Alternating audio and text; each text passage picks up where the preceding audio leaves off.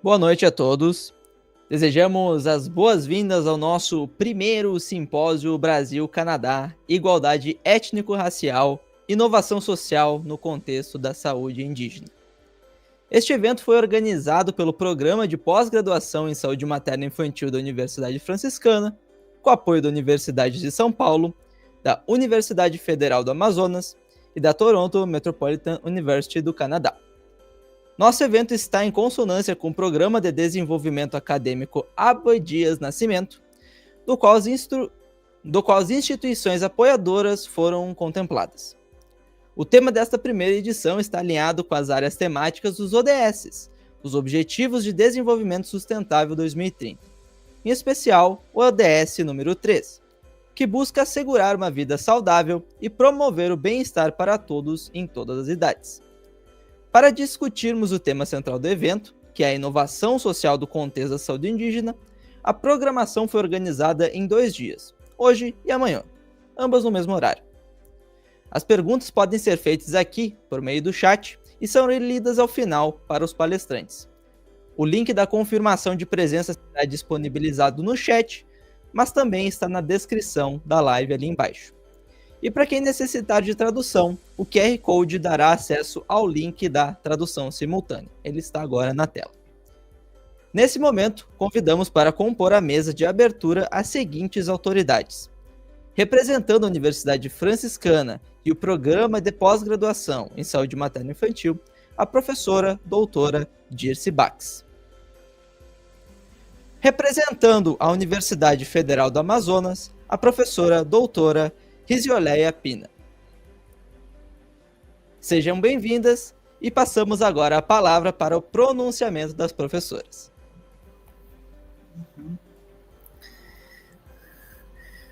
Boa noite, boa tarde. É uma alegria muito grande estarmos aqui neste momento como programa de pós-graduação em saúde materno-infantil aqui na Universidade Franciscana, né?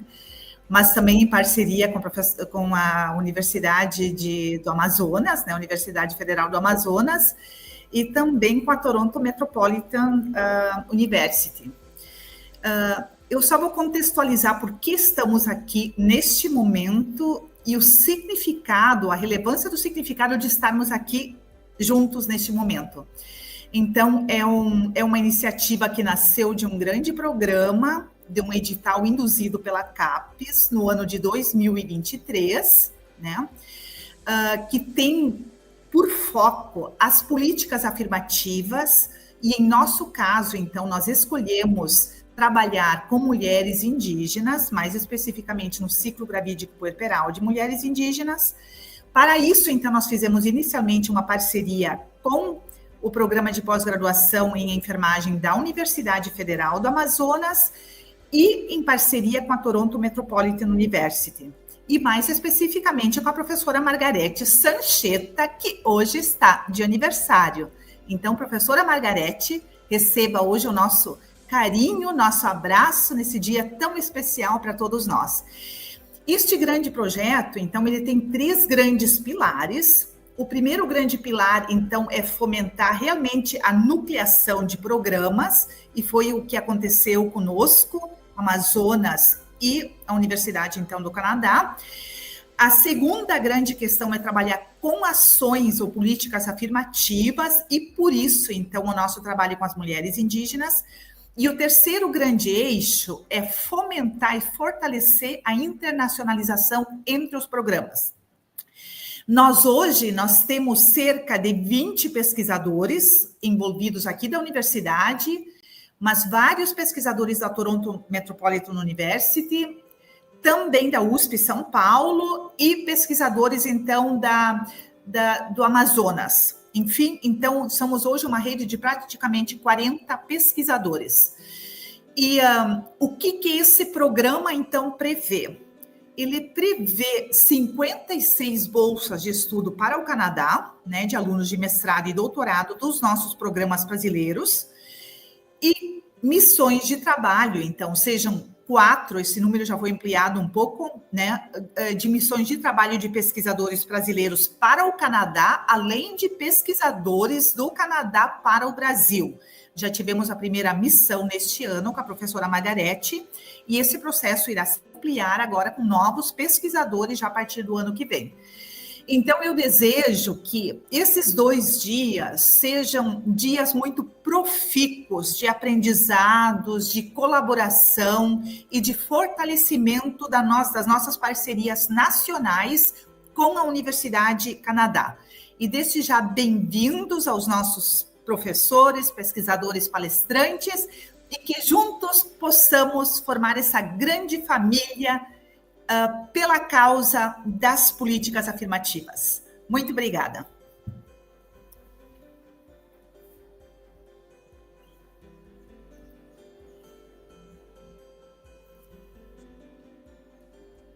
Boa tarde a todos. É uma grande satisfação participar do primeiro simpósio Brasil-Canadá, Igualdade Étnico-Racial, e compartilhar um pouco da experiência do Programa de Pós-Graduação em Enfermagem no contexto amazônico e da importância estratégica do Programa Abdias Nascimento para o nosso PPG. Falo não apenas como docente, mas como alguém que está muito próximo da formação de recursos humanos e das dificuldades, dos desafios que nós enfrentamos no Amazonas e o quanto que o programa Abdias Nascimento, né, por meio da aprovação do projeto Especificidades Socioculturais de Mulheres Indígenas, o quanto que isso favoreceu a internacionalização do programa de pós-graduação em enfermagem no contexto amazônico.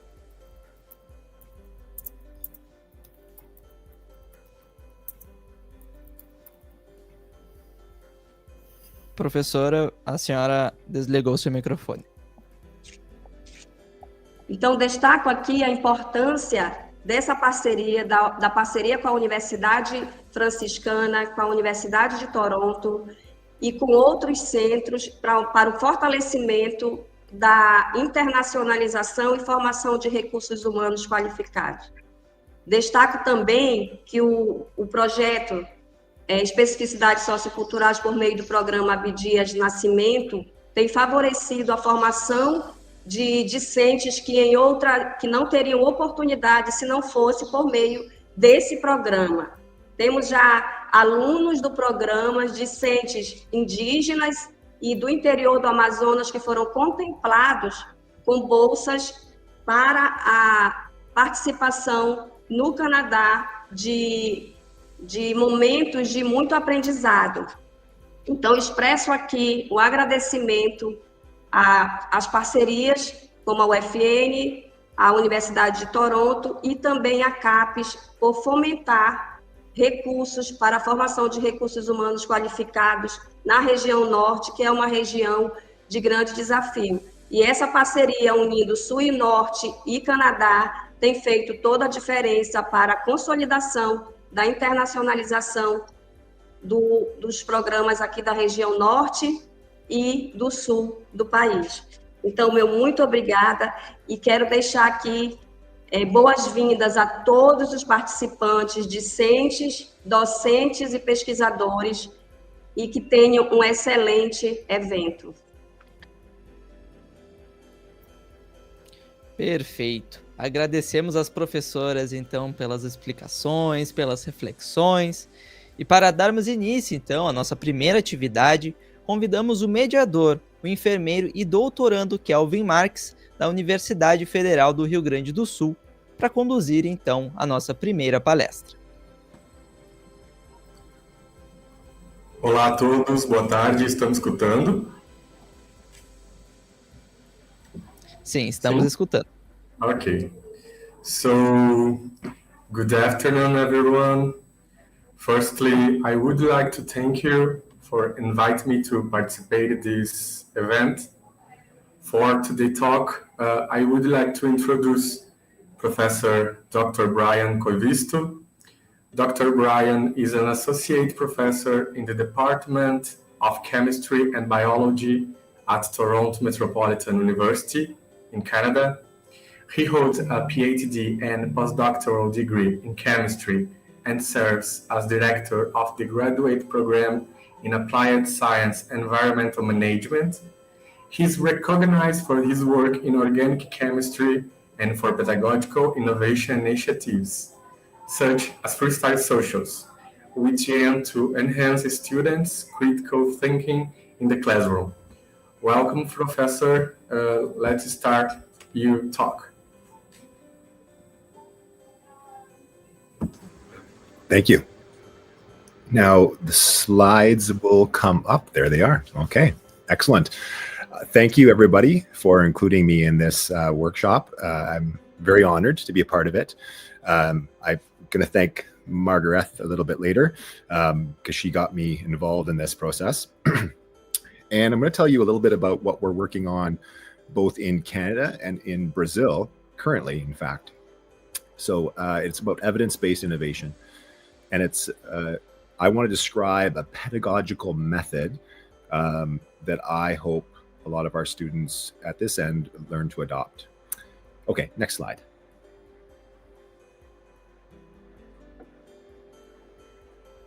Can I do that? No. Próximo slide.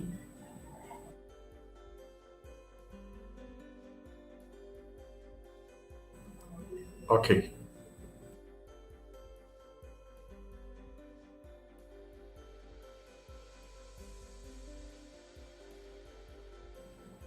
Professor Brian, you can see? Yes, I'm back. Sorry, this is a new technology for me. I've never used this platform before. Okay. So I thought I was transitioning a slide and I exited the room. Okay, I'm back. So I just want to tell you a little bit about sort of my positionality. I'm starting to appreciate that as a scientist, nothing is without bias. And so I come with a background from chemistry. And of course, I'm at the intersection of chemistry and material science and sustainable innovation, as I was introduced. You might hear my son in the corner. I'm also on parental leave right now, taking care of him. And I'm in my late 40s, and this is our first child. So this is quite a changing of my personality and what I have experienced through his eyes. And I also think that it's funny how the translation between Portuguese and English goes here, because it says in my late 40s and it says almost 50. So I feel like it's taken a few years from me when it did that translation. So, and I also grew up where I am located right now. I grew up in a remote area of Ontario. And I think growing up on a farm in an agricultural community in a rural area has very much shaped my life, more so than anything my formal education has given me. So next slide, please.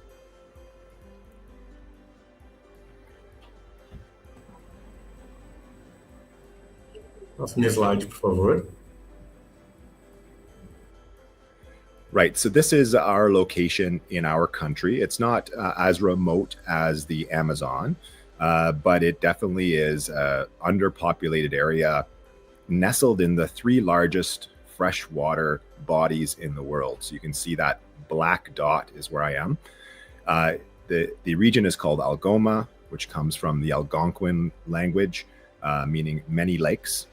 And I really reconnected during the pandemic here because it was very special. But I've also grown up in a very indigenous area of the province and country because of that remote nature. That's typically where a lot of our indigenous peoples live, outside of cities.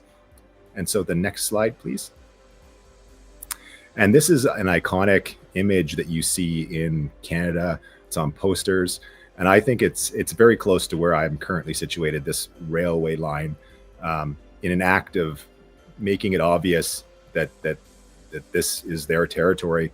I live in what's known as the Robinson-Huron Treaty, and this is Garden River First Nation. Now, another thing about Canada is that we love ice hockey.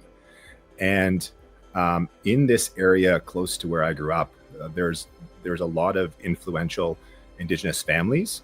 And so there's a man standing on the railway line holding the Stanley Cup, which is the cup that they give for the top championship team in hockey. And so he is from Garden River First Nation, and it just shows the pride and the spirit of the community that I live in. Next slide. So I also want to acknowledge, though, that Western scientific traditions have marginalized other ways of knowing, and that meaningful innovation requires dialogue across epistemologies. And this is especially true with Indigenous people. I have grown up in an area where many of our agricultural traditions are actually Indigenous knowledge that has been presented to us. I never knew that it was Indigenous knowledge because it was essentially stolen. But it is one of those things that living in this area requires a lot of their experience to live effectively. And so there's been a lot of information sharing, and I certainly appreciate that. Whatever I say today, I don't want to impose my way or my belief. As you'll see, that's not what the intent of this strategy is. I also try to design curricula, research projects, innovative practices that center on collaboration and reflective practice. And that's why I love being a part of this organization. And then I'm an intrapreneur. So that's a word that may not translate very well, but it's somebody who wants to make a change, like an entrepreneur, but within an institution that already exists. And I think education is very traditional, and certainly the academia hasn't changed very much in our time. Next slide, please. So I'm sensitive to the idea that, somebody from the global north has an idea for you, and that father knows best attitude isn't well received anywhere. But I do want to emphasize that this methodology that I'm going to show you or talk about has been co-developed in Brazil, and it focuses on collaboration and listening and inclusion. And it's really is a methodology for students and graduate students and faculty to develop transferable skills. And I think it can be used ubiquitously to solve any problem that we're trying to solve. Next slide, please. Right, so co-developed in Brazil. This is in 2023. We went to Fortaleza, and there's a video that, I don't know if anyone can click the link now, but they can certainly have my slides later. And it was something there where we got to spend, a week visiting favelas, understanding what the challenges were and how it was different from a Canadian context. And then we did a week of workshop and then a week of follow-up when I was there. And it was a really good, eye-opening experience. And I appreciated that there are some challenges in Brazil where, the attitude might be, oh, here's something, let's change this. But the thinking will be that it'll never work here because there are too many barriers. And I agree that that can be true.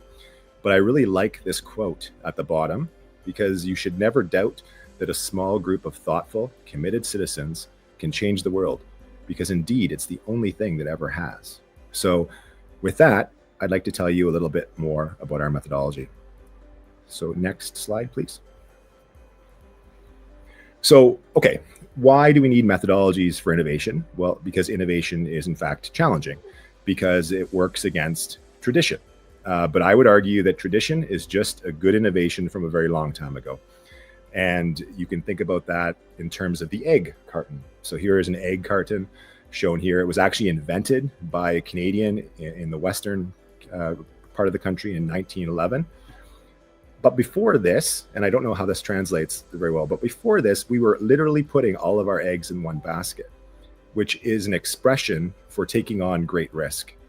So innovation allows us to overcome current societal and technological innovation. So it's obviously important. But next slide, please. There's always a human issue of ego when we try to innovate, right? Humans naturally identify with our ideas. So we see them as extensions of ourselves. And you could think of this as a paper you're going to publish, whatever it is you want to think of. This is true in all situations. Criticism now feels personal, so we defend rather than explore the idea. We try to convince instead of test. And that's really a colonial behavior, right? Like we're not, we don't care what you think. We're just going to take you over with our idea. So you're trying to colonize somebody with your idea effectively. And we come blind to disconfirming evidence. So we look away when we see things that don't actually match. So what we should be doing is valuing feedback and trying to falsify our idea rather than be persuasive of it. Next slide, please.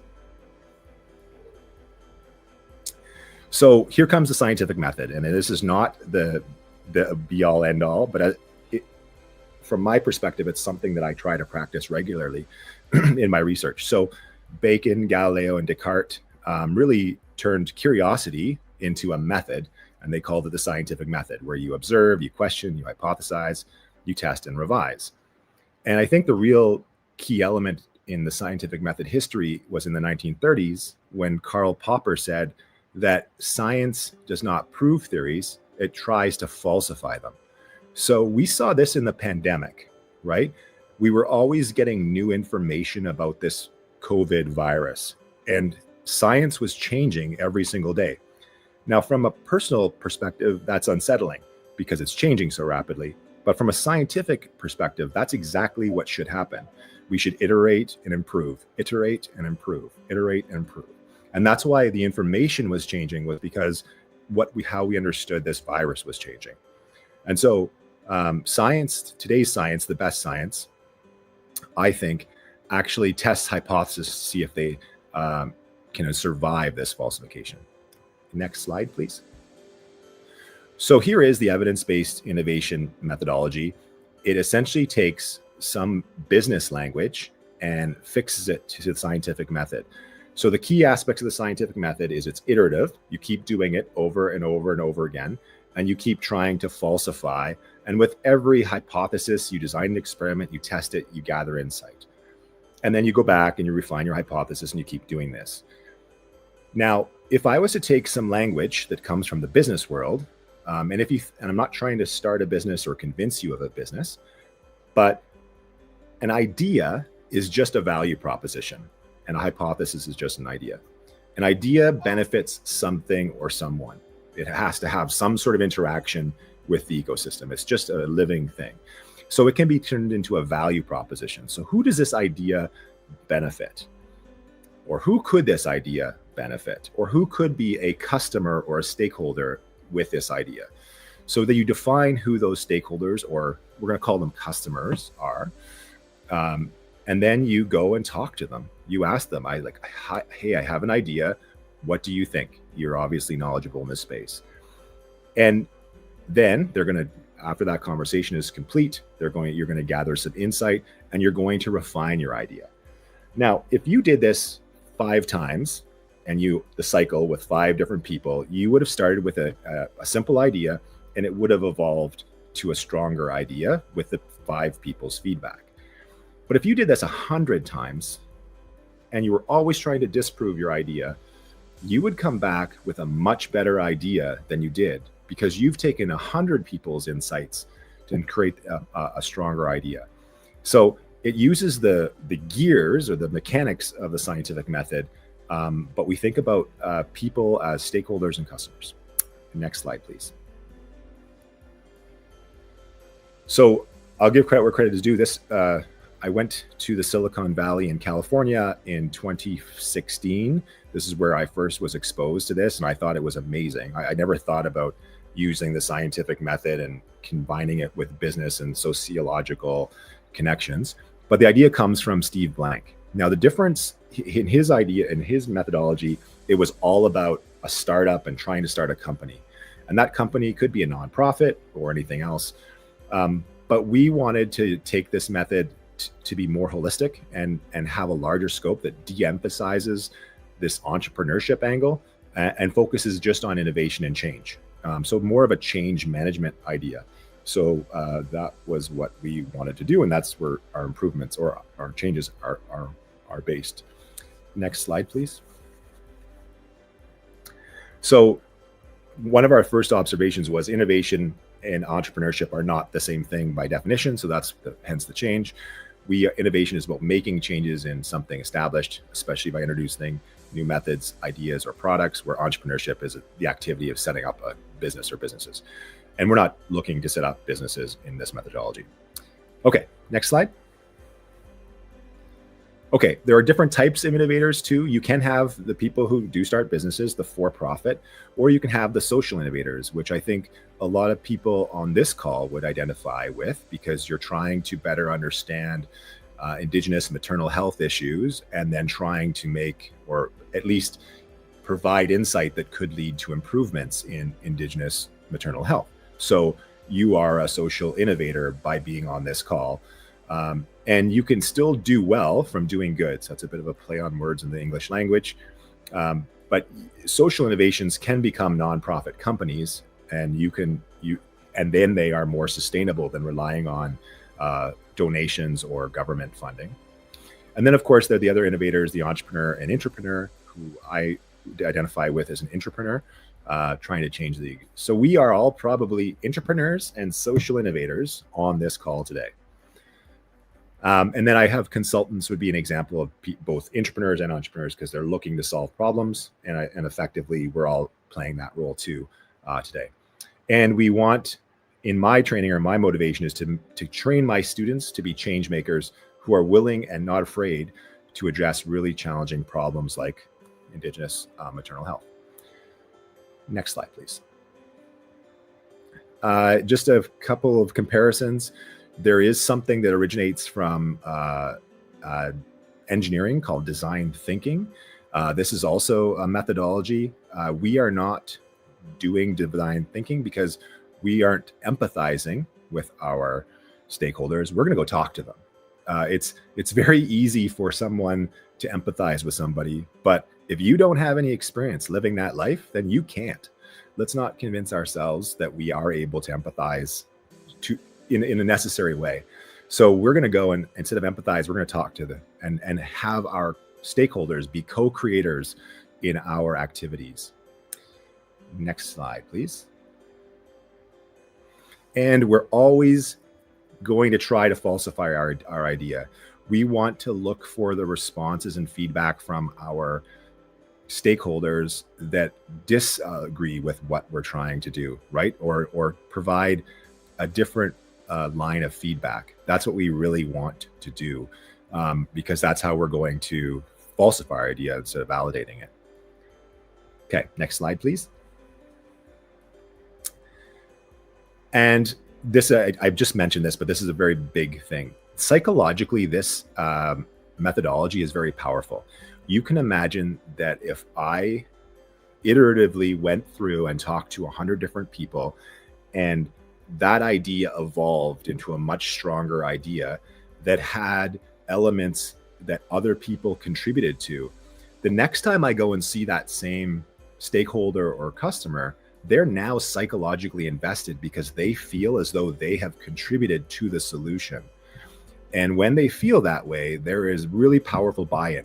So this methodology could be used for political movements or relationships. It's not just about solving a problem that exists in the large world. So it's very psychologically powerful. And at the end, I'm going to talk about one risk that also comes. But this also avoids that solutionism where I think I know what the solution to your problem is when I've never lived your life.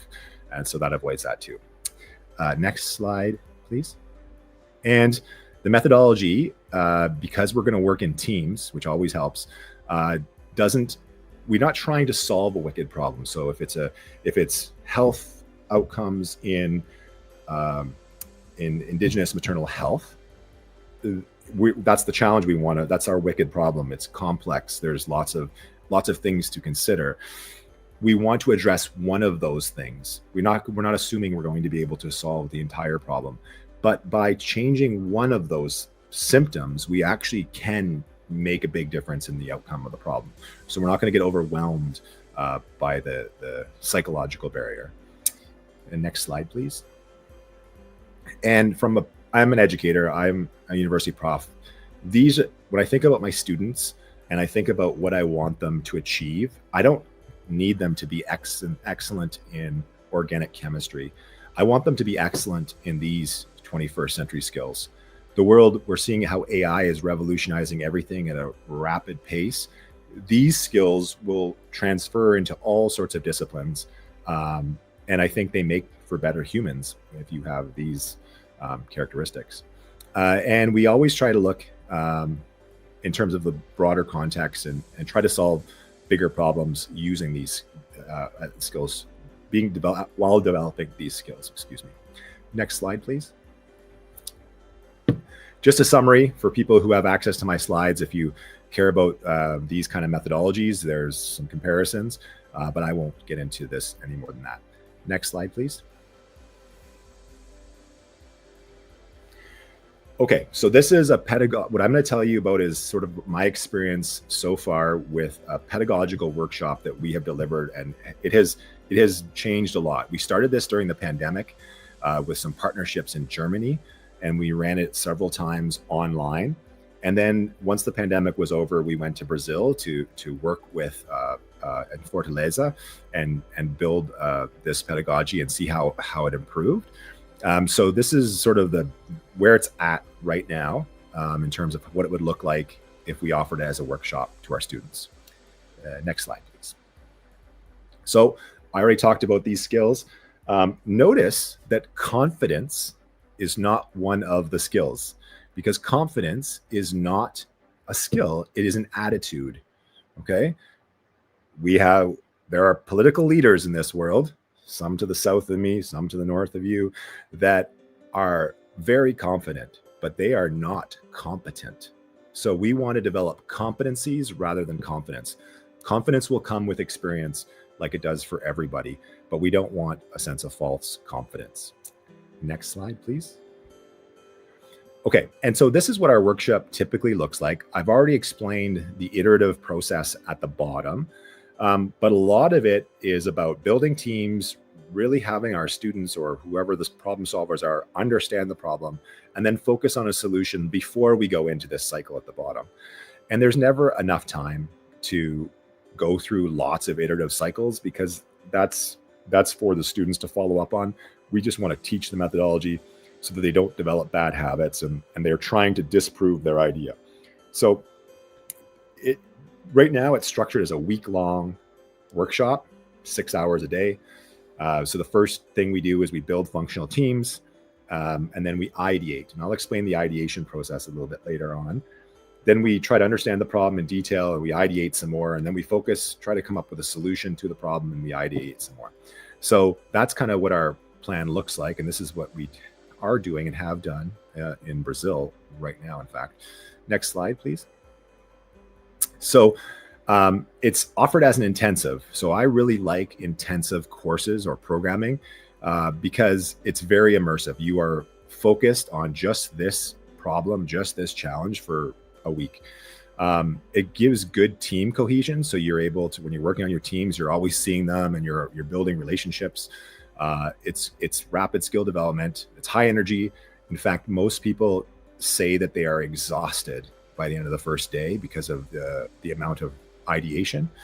But it's also real world authentic. Like when you're focusing on a problem, you're focusing on the problem in real time, and you're trying to do as much as you can with what little time you have. So that it does mimic real world. The iterative cycles are important, and I think our experience developing global and intercultural competencies, there are some really interesting ideas. So there will be great ideas that would never work in Canada, really great ideas, but those great ideas might work in Brazil. And if you understood the intercultural dynamics, you might see the opportunity for those ideas and sharing it. And that's what we're doing today. Next slide, please. So I'd like to thank Katarina, because I'm on parental leave with Ty, my son. She is there right now. So she's in Salvador today. And next week she's going to Vitoria. And she is giving a version of this 1 week intensive course. Where, like I said, it starts with team building, and then we understand the problem. And we do some business-like strategies or skill building, but a lot of it is teamwork. So the blue, as you see there, is like the facilitator talking, but the green is when students are just working. So they're working on, and it's very timed, and it seems almost like a militant activity, but it's a lot of fun. Next slide, please. From our experiences so far, team dynamics these are my pro tips or my best advice for anybody who's doing this. So the team dynamics is really important. You want intentionally diverse teams. So I know on this call, we've got We've got doctors and nurses and students and faculty and all sorts of folks with different experiences. And that's great. But maybe some of the best insight for solving Indigenous maternal health might come from a scientist or an engineer or somebody who's not on this call. So it's really important that we try to cast a really big net with a lot of different people with a lot of different backgrounds. And also we think about gender diversity. I have my own experience now with a little one. In Canada, there's no place in a public space where there is or very few, where there is a change room in the men's washroom for my child, right? Because for some reason, they don't think that men are primary caregivers. And I think that's missing out. In fact, the seatbelt was designed, and in a seatbelt actually does more harm to women than men in an automobile accident. And that's because when they designed the seatbelt, there was just men in the room. There were no women in the engineering team. And even the crash test dummy was anatomically designed like a man. So they couldn't find the pressure points. So we can avoid groupthink. We're working in interdisciplinary teams, which is the real world. We get balanced participation, inclusion. And it's really important to build those teams right from the start so that everyone feels comfortable sharing. Next slide, please. Okay, so we use Post-its, a lot of Post-it notes and markers. And this is our exercise of ideation. And we want to avoid groupthink. We've all been in a situation where someone in the brainstorming or ideation process essentially becomes the vocal person for the group.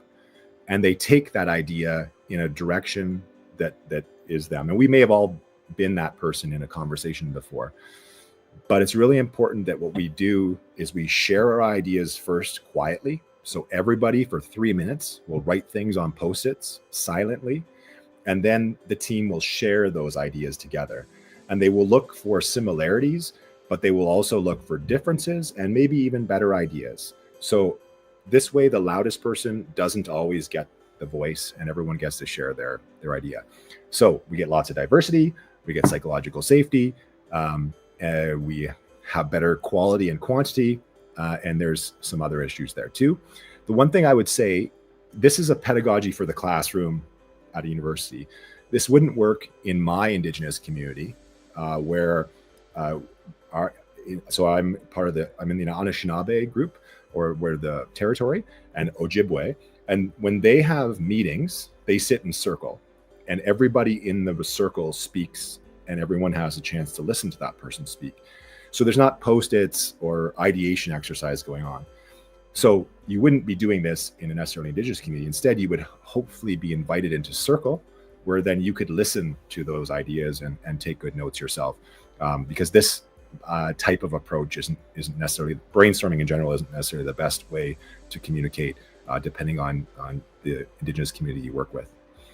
Next slide, please.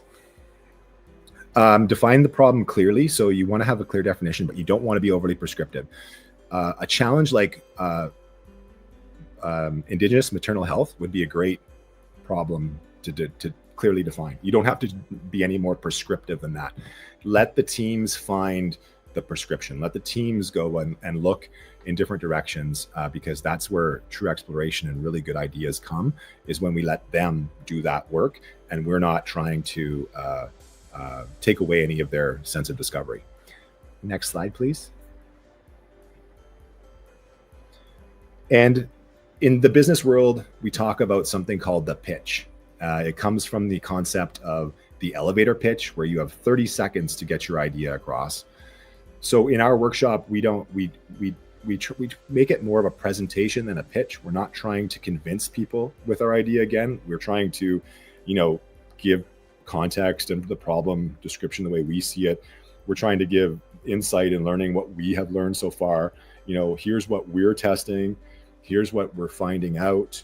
Here's where we would really love your feedback. That's the kind of way we want our people to, our students and learners to communicate, because we don't want them to look like they're trying to convince people of an idea. So we have a slightly different pitch idea. Next slide, please. So yeah, Isabella is from Iguatu in Ceará, and she is here as a PhD student in my group right now. She's in the English language program, so she's an English language educator, and she and I has had some conversations. So just to give you an idea of what a challenge might look like, the context would be in the delivery of English language education in Brazil, there are some significant economic and social challenges that would be helpful to overcome. And then where we would get the teams to start on this problem and then take it from there is, what do you think some of these challenges are? And just let them take it from there, not overly prescriptive.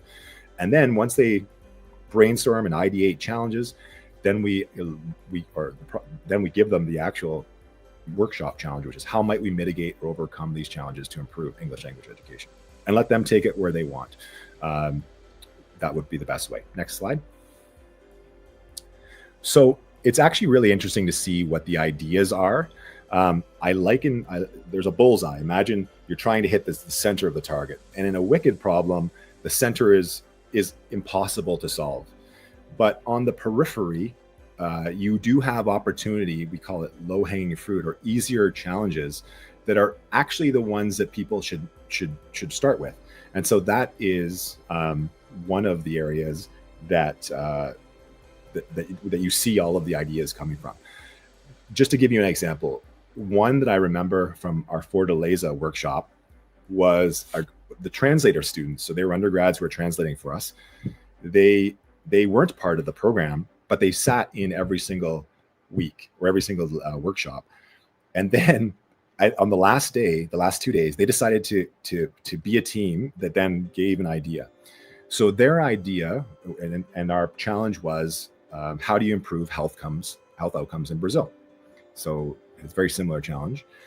In the rural areas of Ceará, what they proposed was to work with football teams and convert their buses, or at least one of their buses, into a mobile health clinic that would then go along with the football team, sort of leveraging the star power and the awareness of the national sport, and then using maybe one of their old buses and retrofitting it to provide healthcare to people in remote areas that they would be driving through anyway. So they're and it was a lot much more elaborate. They had a diagram of the bus. They had like what was in it and the routes that they would take. But that's the kind of idea that you get. So short-term evidence, you just want people to make sure they're trying to disprove their idea, go through the cycles. They want them to hopefully medium-term see some adoption, and long-term, you want to see maybe some silo change. I'm downplaying the idea of entrepreneurship, but we shouldn't, right? Entrepreneurship, and it could be in the form, a solution might be made sustainable if value propositions allowed it to be. And so I think we shouldn't remove the idea that you couldn't have a company or an entity running this in the long term, but it's not our goal in the short term. Next slide, please. And here are the biggest challenges. So, and I just want to, when everybody hopefully tries this at some point, you will find that there are two challenges, and they're kind of related to the same thing. You're going to go through this cycle, and you're going to ask for people's feedback. They're going to give it to you. Your idea will evolve and improve. And it's really important that you regularly check back with those customers or stakeholders, because if you don't give them regular updates, then they're going to feel disregarded or forgotten or used. That's bad, right? We don't want them. We want to always maintain that relationship once we start it. And then we also don't want to forget anyone important in our stakeholders. So sometimes we rush or we forget, but there might be somebody who's obviously very knowledgeable that finds out that we're doing this innovation and we have not consulted them in any way. They will feel offended. So in both of these situations, you deal with people's egos. But if you don't keep them involved and check in with them and keep them updated, then they will likely try to undermine you. And they'll try to be a competition rather than your co-discoverer. Next slide, please. And that leaves me with just my last slide and acknowledgements. So in 2023, we went to Fortaleza with these student facilitators. I was the facilitator of the facilitators. So they delivered all the content. And that was made possible by Margaret Zanchetta, who's shown there. Now Katerina is picking up some of the slack, and she's now doing it in Brazil right now and testing it out to make sure that different people can offer different value. And Isabella, who I don't have a picture of, she's my PhD student right now. And then I still have great relationships with our Fortaleza hosts, so both in nutrition. So Alana and Sarah. Alana and I actually have Academics Without Borders grant currently. And I think, Sarah's doing her postdoc now in Edmonton, or a research study in Edmonton, which is a city in Canada. And this picture with the snow behind them was actually when they came back in 2024, and we went to where I'm situated right now. And they got a very Canadian experience walking in the woods and seeing all this snow. And in case you're, many people might not be made aware, but there's also a great program. Global Affairs Canada offers a faculty mobility for partnership program where both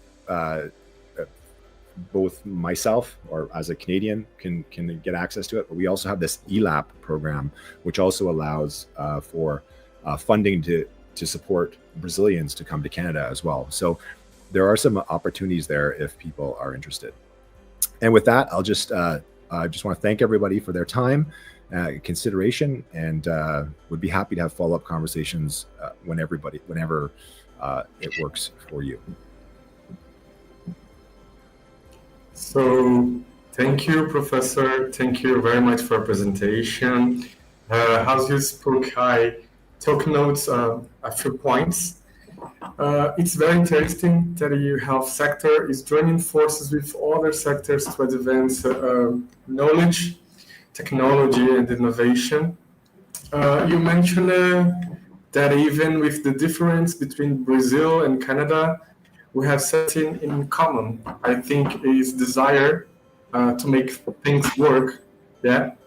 You also mentioned the importance of evidence-based entrepreneurship. It's really, and applying scientific principles. And you demonstrate the importance of adopting new methodologies such as It by A, which is innovative and challenge methodology. In Brazil, we will try use this methodology, which is innovative, that directly involve stakeholders in product development and problem solving. I think this is very important for those in a professional master or doctoral program who have to develop a product, and this product to develop and the problem and solve. Yeah, you not need to be validate this product, not only expert, but also by those who will use this product in the future. It also highlighted the importance of interdisciplinary team. Abdias is the only way to develop critical thinking about what is being developed. So I have a question for you.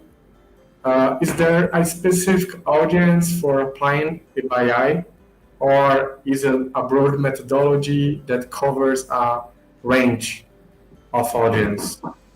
Yeah, so right now we've only tested this methodology in academic settings. So I guess that's one of the limitations. We don't know how it would work in a company setting or a government, although I have had some interesting conversations with people in government who are interested in the methodology. In university though, anywhere, any field, any discipline. In fact, we run this course for undergraduates, senior undergraduates, and it's an elective, an open elective, which means all different forms. So we'll have engineers, fashion designers, nursing students, nutrition students, medical students, all sitting in the same room together, and then trying to address a challenge. And the challenge is usually one of the UN Sustainable Development Goals, because we're not doing enough to reach those goals. So we want to spend more time educating our students about those two.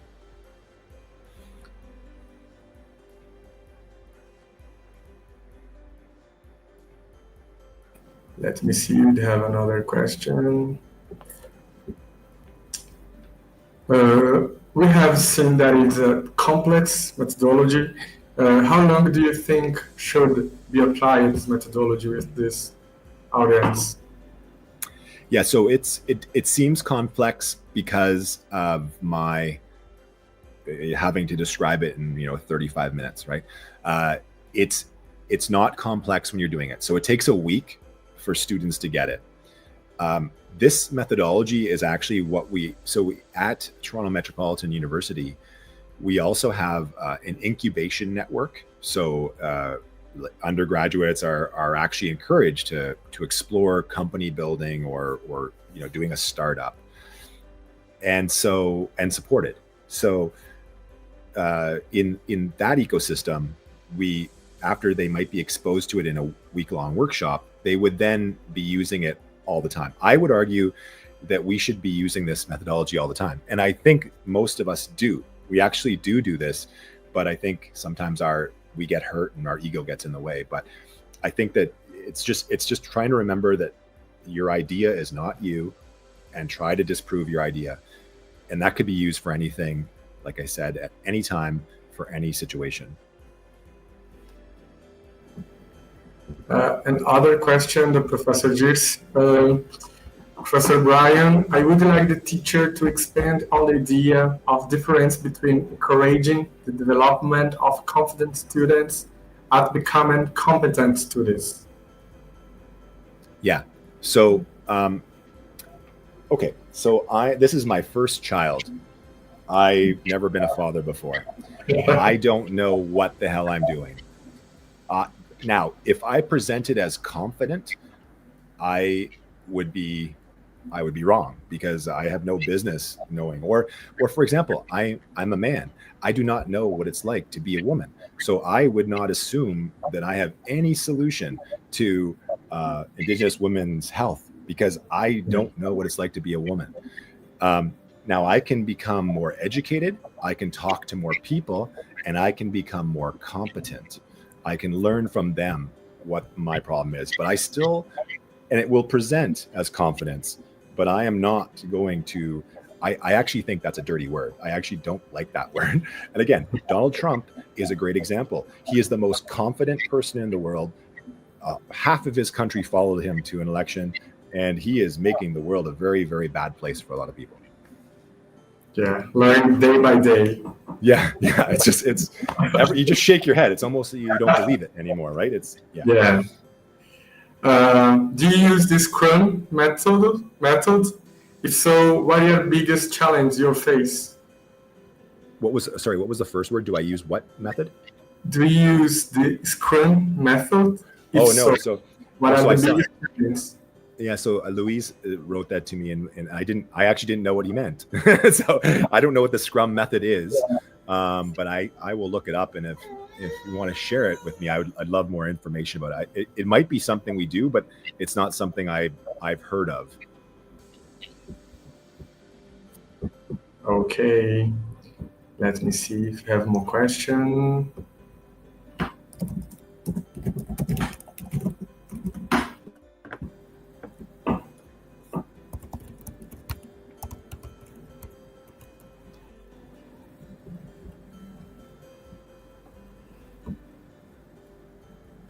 Actually, so I just looked up what Scrum method was, because I had not heard of it before. I mean, it uses short iterative cycles called sprints, which is essentially what we do. But the difference is we're always trying to disprove our idea. So that falsification aspect is really key, right? As opposed where it's iterative, but just tell me where I'm wrong. Tell me where I'm wrong, right? It encourages that attitude. Yes, of course. So, Professor, congratulations, and thank you for presentation. Thank you for staying here with us in Brazil. Thank you again. It's my pleasure, and I look forward to the next time. It's a pleasure. Bye bye.